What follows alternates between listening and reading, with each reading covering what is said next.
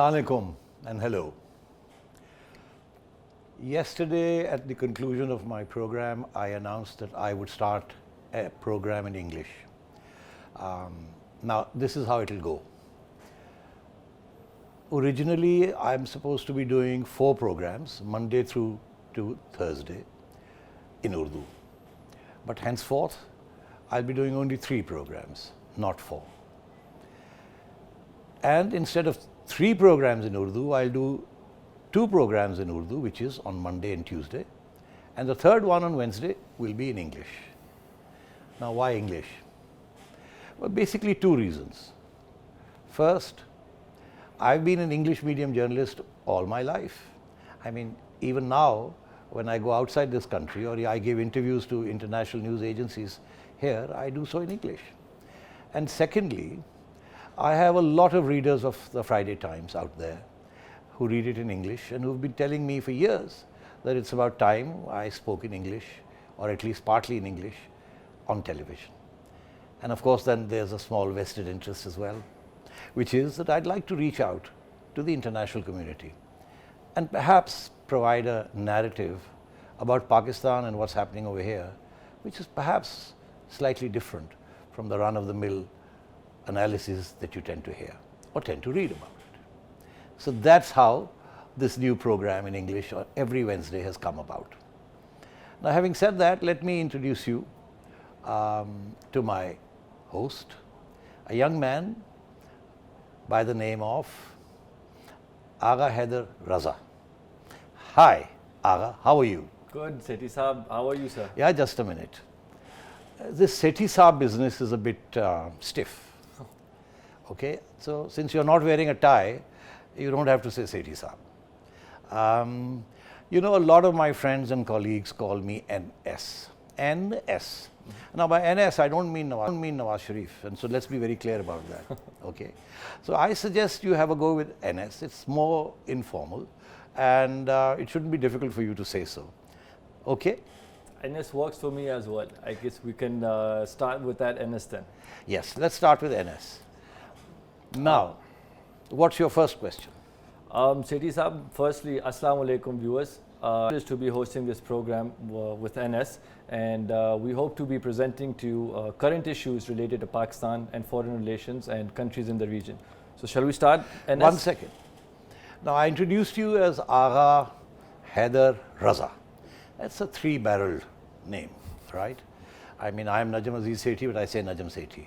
But I don't hear you saying Agha Raza. So I hear you saying perhaps Agha Haider. Now, Agha and Raza smack of Persia, Iran. Yeah. Is there a connection somewhere in your family with Iran? There is a deep connection, family connection to Iran actually. There is. Very Sherlock Holmes about it today. Thank you, thank you. That's my job. But where do the blue eyes come from, young man? That I guess we'll have to sort of go off more on the blue eyes, but it is multicultural though, my background as well though. I see, a bit of a multinational we have here. Multinational, definitely. Though. Right, I think that introduction should suffice. So now you can, as they say, shoot off. NS, as this is our first show in English, I'd like to be talking about Pakistan's politics, the economy, and the region. Recently, the National Assembly just passed a finance bill with the PTI government. They just barely managed to scrap by, despite opposition, resistance from the opposition. How do you judge the economic performance of the PTI government over the last year? Yeah, that's a reasonable question to kick off with. There's a lot of statistical detail here, but I'm going to try and avoid that. The thing is that, if truth be told, this last 1 year has been pretty bad. This government has fumbled and stumbled from pillar to post. It's been completely unclear about its objectives. It's been taking U-turns at every corner. It didn't know whether it wanted to privatize or not. It didn't know whether it wanted to go to the IMF or not. It didn't know whether politics was in command or the economy was in command. And the Prime Minister Imran Khan seemed to be obsessed with running down the opposition. It really seemed as though he was still on a dharna of his atop the trailer, which meant that he was unable to focus really on the economy, even as the economy was crying out for attention. I'll just give you some broad statistics about what's happened in the last 12 months. I mean, the bare fact is that GDP growth in nominal US dollar terms fell by over 10% in 2018-19 fiscal year. Now that's saying quite a lot. In the last 30 years, since 1973-74, when we had a real bad year because there was no constitution, the constitution came in 73, and we'd just come out of the Bangladesh war and Mr. Bhutto was still unsteady on his feet. And we had a very bad year, and GDP in nominal terms fell fiscal year 73-74 by nearly 34%. And then we had a bad year in 2008-2009 when we were in transition. Mohtarama Benazir Bhutto had been assassinated, Musharraf had faced instability, and throughout 2000 and through that particular period, there was an attempt to get rid of Musharraf after the elections, impeach him, and so on and so forth. So the focus was on politics, not on the economy. And in that year, 2008-2009, GDP in nominal US dollar terms fell by just 1%. And now, after all this time, we have the GDP in nominal terms, in US dollar terms, has fallen by over 10%. So that gives you a macro framework in terms of where we are today and in terms of what we may expect from this particular government. Now, having said that, I can give you some more statistics about micro indicators. I've given you a macro indicator, but I can tell you a little bit more. I mean, for example, they've fallen short of their fiscal target by nearly 500 billion rupees, which is nearly 10% of their, over 10% of the target that they'd set themselves up, maybe about 4 trillion. Their exports, despite the devaluation, have actually gone down by 1%. Incredible. One would have thought that devaluation would have led to a spurt in exports, but that hasn't happened. Then we would have thought that devaluation would make imports more expensive, and so therefore real curtailment of imports, but significantly only about $3 billion worth of imports has been curtailed, which is again very little, about 3%. So the thing is that on the balance of trade and on the current account, there's been deterioration. There hasn't been any progress. Whereas that was the critical area. We were short of forex and we needed to spur exports and reduce imports and tighten up our gaps, plug them, and increase our reserves with the State Bank of Pakistan. We weren't able to do that. So that was the major thing that has gone wrong during this time. But having said that, there are other things that have happened which do not augur well. For example, inflation. Mengai, people talk about inflation cutting deep into their pockets. Inflation has gone up from about 6-7%, it's gone up to 12%, and the prediction and the forecast for next year is even worse, may go up to 15 or 20%, could start galloping, which could be a huge problem. So fiscal deficit is out, inflation is out, interest rates, which are important for businessmen who borrow money. Interest rates have gone up from about 6.5 to 7% to about 12.5%, and they may go up further if we fall short of our fiscal targets for next year. And so on and so forth. Large-scale manufacturing, which is a real indicator of the health of an economy. Normally, one would have expected a growth of about 3.5%, which is what's targeted for fiscal 18-19. But you will be shocked to know that actually large-scale manufacturing fell by almost as much, 3.3%. So that's the sort of thing that has been happening. There's a crisis in almost every sector of the economy, whether it's exports or whether it's imports, whether it's debt payments, whether it's borrowings, inflation, and the real cost of living has gone up for people, and the worst hit are the poor. So this has been a terrible year, and one of the reasons for this is that this government, when it came in, didn't sufficiently believe in its own ability to run the economy. They had a so-called finance minister who was constantly at odds with the prime minister and with his colleagues and with international donor agencies, Asad Umar, and eventually they had to get rid of him. They couldn't make up their mind on whether they wanted to privatize or whether they wanted to run public sector enterprises. And there's a host of other issues over which there was constant wrangling inside the cabinet. There came a time when Asad Umar had to sit quietly in cabinet and hear Jahangir Tareen, who's out of the system, as it were, being called in by the Prime Minister to give you a briefing on the way forward in the agricultural sector, and so on. So my sense is, young man, that it's been a bad year. They've really messed up, and I hope that things will improve, and we can discuss that as we go forward. But it's a situation which is not cause for optimism. And as you've painted a pretty bleak picture of what the PTI governments and its allies and the economy over the last year, though. But given the fact that the IMF just signed off on a $6 billion package for Pakistan, how do you see the PTI's government performing economically over the next couple of years? Yes, well, they've set very, very stiff targets because that's what the IMF wanted. Now, in order to get $6 billion bailout package from the IMF spread over 3 years, $2 billion a year approximately, it's quarterly reviews in terms of performance, and there's the range of criteria for performance is enormous. It's partly political and partly economic. It's going to be almost impossible to meet some of that criteria. And I must tell you that they're expecting to increase taxes at an unprecedented rate, which has never ever happened in the history of this country. At best, we've been expecting a 10% increase in taxes, partly through to autonomous GDP growth. If you have a 6% or a 5% growth, the tax base automatically goes up. But this time they're expecting 1,500 billion rupees in additional taxes. And last year they collected 4 trillion. This time they're expecting to collect 5.5 trillion. I mean, it's going to be tough. And if they don't meet it, the IMF is going to grab you by the throat and squeeze you. And then they're going to put political conditions. And the political conditions all will have to do with regional politics, which we'll discuss as we go on. So my sense is that it's going to be a hard grind. That's the first challenge. But now that you've said, how do I expect them to cope with the issues? Let me tell you, broadly speaking, some of the good things that they've finally come around to doing. If they had done these last year, things might not have been so dismal today. Like, for example, like what? They weren't clear about giving an amnesty. They weren't clear about the merits of an amnesty scheme.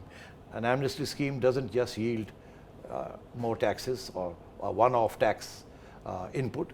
It also brings in new people into the tax net. Now they've come around to doing it, better late than never. And they brought in over 100,000 new taxpayers. Excellent. It was a hard decision to take, but they've taken it. It was a U-turn. They did the U-turn. And I applaud the Prime Minister for that. He's now being realistic. In addition, they've raised about 70 billion rupees, which is again good. They need every billion that they can get is important. So that's good. They've also attacked this whole notion of benami, unknown holders of assets. And now, henceforth, it will be illegal to have an asset unless it's declared in your name. And if you declare it in your name, then you're in the tax net. This is one of the biggest loopholes in the tax net. And so that's a good thing they've done. Similarly, they have increased the rate of taxes for the very rich. For example, the highest tax bracket for the individuals who are very rich was about 25%. They've gone up to 35%. They've also hit some of the lower middle classes. Mifta Ismail left a tax ceiling, shall we say, of 100,000 rupees a month. Anybody earning 100,000 rupees a month was not liable to be taxed. And they've reduced that to 40,000. Now that, or 35,000.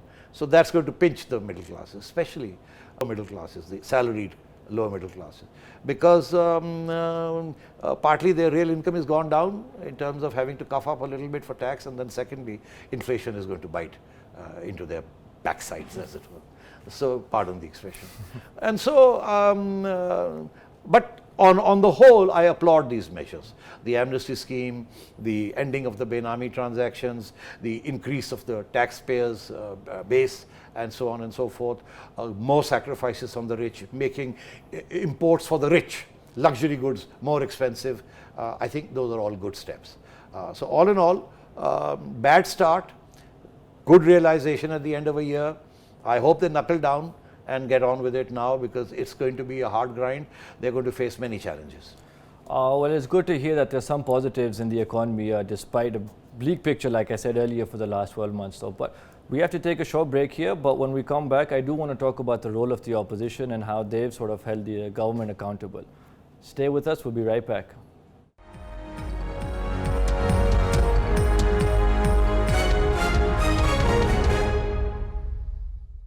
Welcome back. Enes, we were talking about the economy of Pakistan, and even though there were some negatives in it, there were also some positives, as we discussed towards the end of the segment. But I do want to switch gears here and talk about the role of the opposition. There was a multi-party gathering recently where they tried to sort of see how they can hold the government more accountable. How strong do you see the role of the opposition? Do you think they'll be successful in destabilizing the government? And what government tactics do you see the government using against the opposition to hold them in check? Yes, well, you know, from day one, the opposition's been on the back foot. It began with Asif Zardari doing a deal whereby, in exchange for getting a free hand in Sindh, where he won a sizable number of seats and was able to form a government. There was no intervention there. And he helped them dismantle the Nawaz government in Balochistan and enabled them to elect Mr. Sanjrani from Balochistan as the Speaker of the Senate, denying an opportunity to the Nawaz League to get their own man in. Now, both were critical for various reasons, but the Senate speakership was very important because, except for a money bill, all other bills passed by the National Assembly have to go to the Senate for approval. And the Senate can delay them, hold them, and have them amended, and so on and so forth. So if the Senate was squarely in the control of the opposition, that would have created problems for government. Now, but with the chairman being on the side of the government, it's not so easy for the opposition to bully him into agreeing to all their demands. Having said that, Mr. Zardari was, shall we say, not keen to take on the government. He was hoping to have a cleaner 5-year ride. But Mr. Imran Khan had other ideas, regardless of whatever deal he may have done before the elections, or indeed after the elections. Because, you know, he did not help the Noon League put together a government in Punjab. If they had joined hands, they would have had a joint government in Punjab. They could have had a joint government in Islamabad also, if they had come together. So Mr. Zardari basically copped out. He thought he had a deal, but he was wrong. In time to come, Mr. Imran Khan put so much pressure on him that he's ended up being behind bars. And over and above that, a lot of his cases have been revived. And the Sindh government is under enormous pressure. And now the stalwarts of the PTI, Imran Khan, led by Imran Khan and the Prime Minister, are talking about governor's rule or forward blocks, or horse trading and ousting the PPP government in Sindh. So, you know, that the sword of Damocles is hanging over his head. And then, of course, there are all these cases against him. So he's not been able to take a tough line, having made an earlier wrong decision. Now, this has hurt him, but it has also hurt the prospects of unity between the various diverse sections of the opposition. In particular, the Nawaz League has suffered. If they had joined hands with the PPP, they might have got somewhere. They might have been able to stave off the assault, the political assault of the government on the Noon League. And, but that hasn't happened. So at the end of the day, it took them almost a year to come together to think in terms of a combined opposition moot to determine what next. Until now, they were just sitting back and giving the government a free ride, as it were, mild criticism in Parliament, not least because the Noon League had differences amongst themselves. Nawaz Sharif wanted a hard line, Shahbaz Sharif wanted a soft line, and since the leader of the opposition was Shahbaz Sharif, so he wasn't keen to take on the government too much in Parliament. So I think bad strategy on all sides by the opposition. And of course Imran Khan took full advantage of that. So therefore the opposition has lost out year one. And the only person of any repute who was ready to take on the government was Maulana Fazlur Rahman of the JUI. Now he's had a raw deal in KP. He says the elections were rigged there and he got half as many seats as he would normally have got. And he's been agitating for strikes, dharnas, and he wants to overthrow the government. I say they would have all been successful if they'd all put their heads together and come up with a joint strategy, but they couldn't. In fact, things were so bad that it took Maulana at least 3 or 4 meetings with various opposition leaders, including Nawaz Sharif and Maryam and Shahbaz Sharif and Zardari Sahib and Bilawal and all the others, to get them to at least sit together to see if they could formulate something. And even then, when it finally emerged after a 10-hour session recently that you're alluding to, it was a bit of a damp squib. The best they could say was, we've decided that we are going to change the leader of the House in the Senate. Beyond that, they have no plan. And that's because they're split. Maulana wants a hard line, Maryam wants a hard line, Shahbaz wants a soft line, Zardari wants a soft line, Bilawal is huffing and puffing without much effect. So, and then the smaller parties. If they'd been able to get the Baloch, for example, Akhtar Mengar on board, that would have been a significant step. He's got 3 MNAs, but they weren't able to convince him. In the end, he, dithered and ended up going to see the Prime Minister, who told him, here's some money. And we are going to find at least 10 of the 1,000 people who've disappeared. We'll return them to you. And so there it is. And so he had to settle for whatever he got. And now we hear that the opposition's failure to put together a united front and a stiff opposition strategy that looks like yielding dividends to its rank and file. Now it seems that people from the Noon League are actually sneaking off to have secret meetings with the Prime Minister. And the government is talking about creating forward blocks in both the People's Party and League. So I'm afraid, all said and done, opposition politics has been rather pathetic. There's not sufficient unity. They are not quite clear about how to proceed. And my sense is that this is going to be like this for some time to come. Nawaz Sharif himself was hoping to get bail and perhaps go out of the country. I don't know why. He must have been given some assurances by his brother, but eventually it didn't work out. So he was silent for a long time. He and Maryam were silent for a long time. That led to a lot of disillusionment and soul searching within his own party. If he'd spoken up at that time, if she had spoken up at that time, perhaps they might have galvanized, and perhaps there would have been pressure on Shahbaz and others to take a stiff line, but they didn't do that. So they were hoping for some sort of a deal. That's my assessment. And as Imran Khan, the Prime Minister, keeps saying, you ain't getting nothing from me, I'm going to turn the screws on you, which he's been doing, which is the second part of your question. What has the government been doing? Well, the government has been turning the screws. Let's make no bones about it.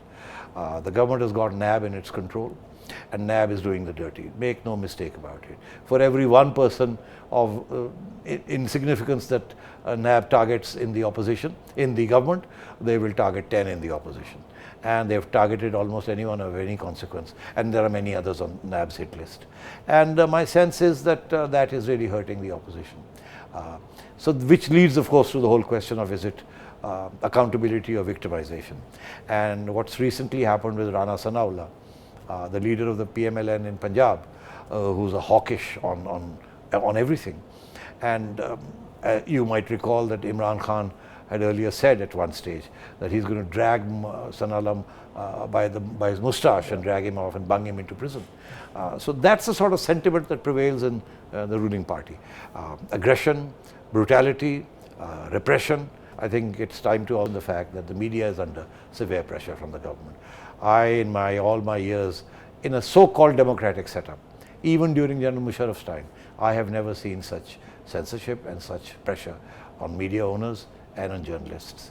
I mean, we are constantly being advised not to say this, not to do this, and so on. And those of us who occasionally take the risk end up receiving notices, which is perhaps the first step. Fines, first step.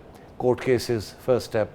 God alone knows what the next step is going to be, but my sources tell me that they are concerned about the little freedom that there exists to talk and to criticize. They are concerned about it, and they mean to put a stop to that as well. So the prognosis is not good for the media and for the opposition. But I want to talk about, in particular, the roles of Maryam Nawaz, who's now has a party position for PMLN, and Bilawal Bhutto, obviously chairman of the Pakistan People's Party. How do you see their role moving forward? Do you think they'll be able to unite the opposition against the government? Mia Sahib has been disqualified for life from ever becoming a member of parliament, so he can't be prime minister. And that's a Supreme Court decision, and the time for any appeals is gone, and so on and so forth. So in a sense, that's a done job, which means now you have the legacy. You have one legacy as far as Zardari Sahib is concerned. That's his son Bilawal. Bilawal has now come on stage and is beginning to take a front seat. And Zardari Sahib is beginning to retreat into the shadows. Occasional one-liners here and one-liners there, but Bilawal is doing the talking. He's doing the talking in Parliament, he's doing the talking with the media, he's going to meet opposition leaders, he's going to see Maryam Nawaz Sharif, he's had meetings with them, so he's doing the works, he's meeting Maulana Fazl and so on. And of course he's guided by his wily, cunning father. When push comes to shove, you can always tell that Bilawal will go but will not cross the red line. So that's Bilawal for you. But I dare say age is on his side, and if the People's Party is able to retain its support base, especially in Sindh, then he has a role to play. In the long run, my sense is Sindhi nationalism is strong, and whatever the government may do in terms of horse trading and in terms of ousting the PPP from power, given a free election, which happens every 10 years in this country, you can't resist it. And whatever they may do, that will happen sooner or later. The People's Party will come back. They have given the blood of several martyrs, and so therefore that vote bank is alive and kicking. And so my sense is Bilawal will play the role of a political leader as far as the PPP is concerned in the future, at the very least. At the maximum, if he's able to come out of the Zardari shell, if he's able to put distance between himself and his father, and is able to fashion new policies, I think he has a bright future, if he's able to do that. Come to Maryam. Maryam is outspoken. Maryam is spoken.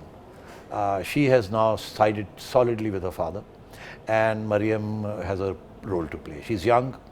Whatever they do to her, whether they arrest her, whatever they do to her, it's going to be very difficult to disqualify her, even with this suppressed judiciary.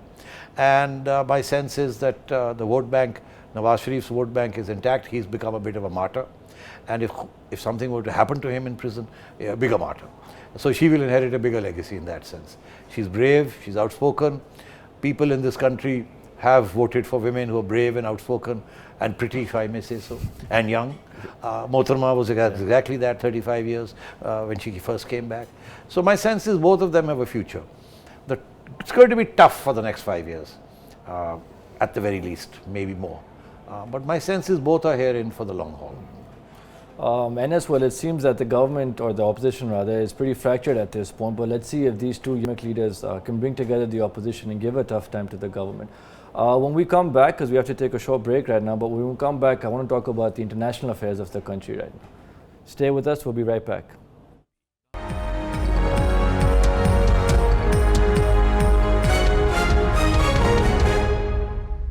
Welcome back. Enes, we were talking about a fractured and splintered opposition before the break, but I want to switch gears here and move to Pakistan's international relations. We have very icy relations with our neighbors on the west, Afghanistan and Iran, a very hostile relation with India on the east, and an up and down relationship with the United States, and somewhat of a strong relation, you could say, maybe with China though. Where do you see, how will these relations play out in the next couple of years, so especially with the western and eastern borders of Pakistan? My gosh, in 15 minutes you have asked me a question that will take me a day to answer, which means that relations with each of these 5 areas or countries that you mentioned, I can devote 3 minutes to each. Okay, here goes. Afghanistan. Without delving into the long history of conflict there, we've now arrived at a situation where the Pakistani establishment is saying that they are able to get the Taliban to agree to some of the terms that the United States is demanding. In principle, the United States wants the Taliban to offer a ceasefire, and in return, the Taliban want the United States to give them a timetable for withdrawal. Next step will be the presidential elections and the arrangements for the way forward. But they haven't got there yet. The Taliban are still talking and fighting. Every second day you hear of big attacks. I mean, last week there was a huge attack in Kabul, over 50 people killed. Even as we speak, the US special envoy on Afghanistan is talking to the Taliban in Doha, which is playing a role. And the signs that we are getting, the vibes that we are getting are all positive. We have now backtracked a bit in terms of our original positions. We started off years ago with saying that we would not accept anything less than a friendly Afghanistan, which meant that it had to be pro-Pakistan. Then we said, okay, we'll accept an Afghanistan that is not unfriendly towards Pakistan. Now we are saying we'll accept a stable and peaceful Afghanistan, and we want to play a positive role, and we've abandoned the whole notion of strategic depth and so on and so forth. Which is to say that the new military establishment is retreating on some of the old strategic imperatives of its predecessors, which is good, because without that there will be no progress. And the United States is keen to have a smooth withdrawal from Afghanistan without leading to the collapse of the Afghan state, so that there's a good transition mechanism in place. And they certainly don't want terrorists to be roaming around Afghanistan posing a threat to the United States. And we certainly don't want them posing a threat to us. Don't forget, the Daesh is very much alive and kicking in Afghanistan. We don't want them turning their guns on us. And of course, you have the Pakistani Taliban who are holed out in northern Afghanistan, who are launching terrorist attacks against us. And then you have proxies supported by India and the Afghan intelligence, like the Balochistan Liberation Army and so on and so forth, who are feeding off genuine grievances, in ethnic grievances in Balochistan, but of course now have bigger agendas which are inimical to the Pakistani state. So you have this difficult situation. But all my sources are telling me that there's scope for some optimism. We shouldn't be so negative about it. And the Pakistanis are now going to help the United States put together a broad front of Afghans who will work with the Taliban to create the way forward. So the outlook is not as negative as I might have said it was about 6 months ago. So on the whole, there seems to be an effort at a patch-up, and a strategic patch-up between Pakistan and Afghanistan, and Pakistan and the United States on the issue of Afghanistan. Come to India. The Pakistanis are bending over backwards to appease, shall we say, Narendra Modi. The recent episode was not good. It led to acute tensions and ratcheting up to such a level that the international community got concerned. And of course, our defense expenditures will then have to go up, which is something we can't afford right now. So therefore, we are keen to start a dialogue with India. But India is not yet ready. It distrusts us, and it says that we haven't done enough to put down the so-called jihadi groups that have been fomenting trouble in Kashmir, in occupied Kashmir, and so on. Which of course is then linked to the question of FATF, where India is in the chair on the Asia Pacific group, and the international community is siding with India, and they want us to take a lot of steps to stamp out any resistance, any issues that could create problems for India in Kashmir.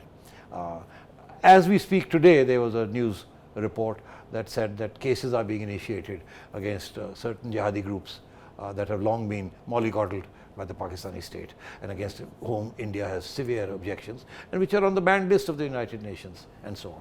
So again, we seem to be making a genuine effort to, shall we say, undo some of the things that have led us to this past. Again, scope for some optimism. But I don't see any improvement in India-Pakistan relations in the short term. There may be some sideline talks, but India is going to, under Narendra Modi, is going to wait and see whether they can trust Pakistan again, and whether Pakistan means business and puts its money where its mouth is. And that's exactly what the United States and the international community is also going to be doing. So I see tensions on and off with India, certain, especially along the border, but I don't see any flare-up.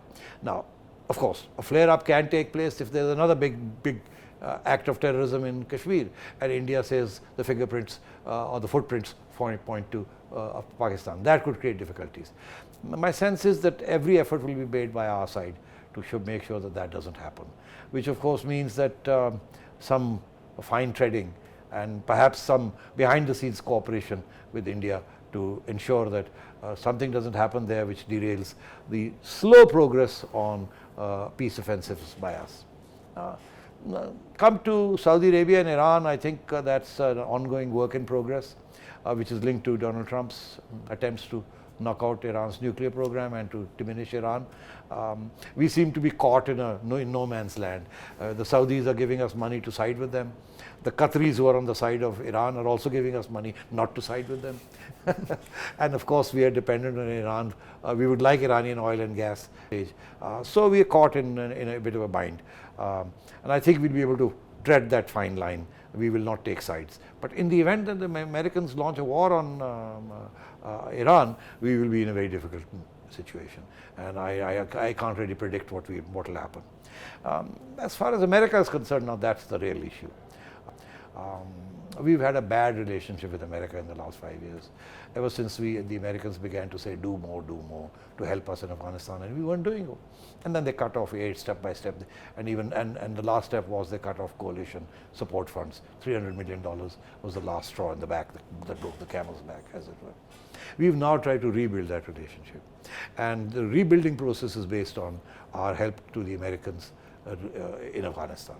And I think if that comes through, that will be a major development. We hear that we've been able to get Donald Trump to meet with Prime Minister Imran Khan, and when he goes to America in the next near future. You see, September is the United Nations Security Council moot, so the General Assembly, and so therefore the Prime Minister is expected to go there anyway in September. I don't know if he'll go there before that or whether he'll meet him then. Might have a trip in July as well. Might go in July. Well, there you go. And if that happens, that will be a good thing, because Donald Trump has been, breathing fire and venom against Pakistan for having taken its money and not done anything. And I'm sure Imran Khan will be able to stress upon the Americans that we mean business, we are doing a turnaround, and the new Army Chief General Bajwa is not a patch on the earlier chiefs and on the earlier strategic thinkers. He genuinely realigned Pakistan towards the West all over again, because our economy is tied with capitalism, and there's no way we can turn away from the West, and so therefore there is an attempt to realign again. I think we had pulled back, been isolated on that score for too long.